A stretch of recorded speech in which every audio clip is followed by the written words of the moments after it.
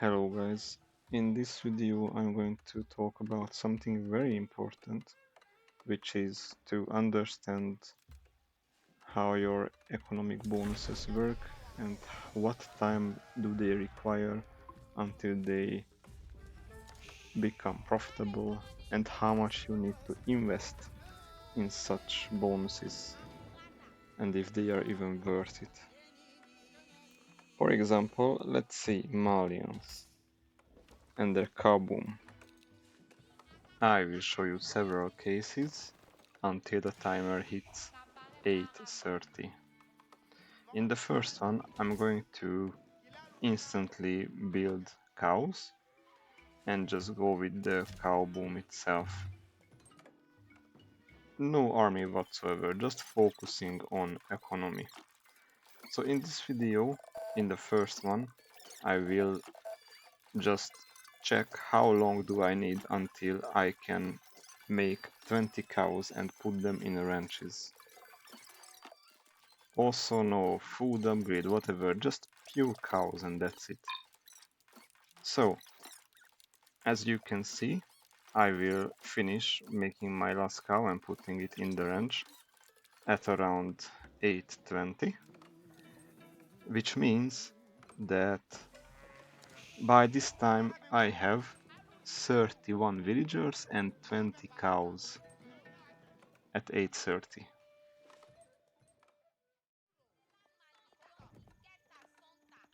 In this one, I'm going to go second TC and use whatever time I have left to start and also add cows.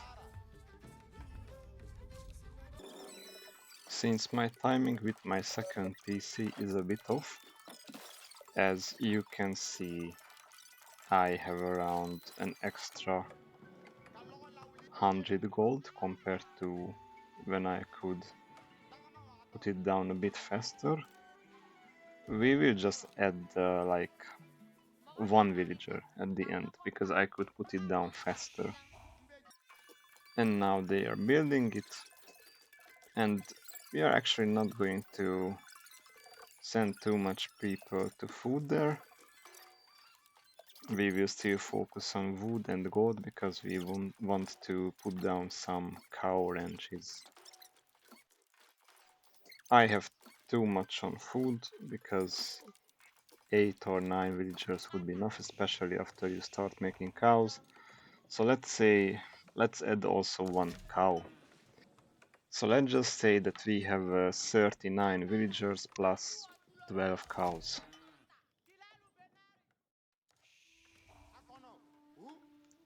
In the third one, we are going to make a trade route plus make cows, because making a trade plus second town center would be very costly. As always, we are going to leave 4 on food, and the rest will go and get wood and gold. And as you can see, we are continuously making villagers, traders, and cows, which should be very good by default. Alright, so the villager count will be the same as the first, 31, plus we have managed to make 12 cows and also 7 traders. About the resources, I haven't included the resources that you need to make the basic 31 villager because it's always the same, there is no extra cost in that. For the cows, I included the ranches, of course. For the plus 8 wheels, I included the second TC, and for the traders and etc. I also included the trader house, the cost of traders, and also the ranches and cows, etc., etc. So you get the point. And with 20 cows, since each gets you 25 food per minute, it means that you will have an extra 500 food per minute income. With the second one, Let's say a villager puts up to 40 resources per minute. You will have 120 plus 12 times 25. So it will be a total of 620 resource per minute income. And in the third one, we only managed to make one trader less than we have made villagers in the second one. And let's say they are the same income-wise, so it will be just 580. But you have to understand something very important. In the third one, the starting cost was very cheap because we only made a market which is 100 resources and not 750. So every time we make a trader, it will cost us more and be produced slower. Alright. And in the first one, we only made 20 cows, but we have no villagers and no traders. Which means that in the second and third version, we can still add the cows later, and we will have the additional villagers or the additional traders at our ready. So if you want to keep it in mind, in the first one, you cannot really catch up with those 7 traders or whatever because the time is against you. It's the same as if you would go on a water map. That if you don't build a dock in the first minute, let's say you're Malian, you can build a pit mine and you can build a dock because you have wood. And if you build a dock first, you can start producing ship. Let's say you build it instantly, the dock. You will have a ship in the first whatever time it takes to finish a ship, let's say 30 seconds. You will have your first ship by 30 seconds, your second ship at 1 minute, etc. And you can add the pit mine later. If you open with pit mine, you finish it instantly, but you have to gather the wood for the dock first before you can put it down. So by the time that you put your dock down, you will be down fishing ships because you decided to go for the pit mine first, if it makes sense. So you cannot just catch up with your fishing ships that quickly. The income generated in the period until you make both will be the same because the ships will generate, let's say, 50 food per minute and the pit mine will generate 50 gold per minute. So whatever you put down first, it will be the same until you will build the other. Because after that, you will have more fishing ships if you started with fishing ships. Alright, let's talk about something different. Let's talk about OOTD villagers, for example, because they gather faster, but it's slower to produce them and they cost more. And you would think that it's only 3 seconds, that extra 10 food they need to be produced is negligible at all. And on the other hand, they are gathering 27% faster than other villagers. We have to calculate time in the production as well with their efficiency because in the end they are only 10% better than a regular villager, which is still very good, but still it means that every 10 villagers they get plus 1 vill for free, which means a little bit more than every 3 minutes they will get plus 40 resource per minute for free for not doing anything. There is that extra 10 food, of course, per villager, but come on. But they shine very well in the late game because after you don't have to compensate for their slower production time in the end game where you have like 100 and whatever villagers, 120 or so, then they are really good because the opponent also have the same amount of villagers as you do, let's say. So suddenly it becomes very, very good for you. On the other hand, they don't have any other extra resource bonuses. Maybe Ragnitz Cathedral or so.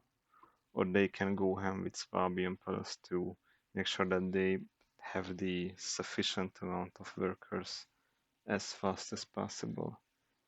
But yeah, just imagine you just build a manor or build a academy with Ottomans, or you build one cow pit or whatever. What you need to understand though is that how much resource you spend on it. For example, you can say that you will have an extra um, 500 resource per minute if you make a full cow ranch, but it will cost you more than 2000 resources if your opponent just invests that amount of resources into an army in the beginning. Then you might find yourself in a very tough spot, maybe even impossible to hold. So let's say that you're both on one TC. If you just make one range, two range, whatever, then your income will be better than your opponent's, and it's still a manageable amount of units if there is an army ongoing for him and for you as well, because you still have your static defenses. Your TC or towers or whatever can still help you defending against his increased amount of army. So it's always just a fine line between making too much extra for yourself versus having enough army and enough defenses in order to hold the opponent off. So even though there are very, very nice fights in the game, eventually you will have to somehow outperform your opponent. So either you can, let's say, push your luck to create extra income for yourself and just barely hold enough or hold even a bit better.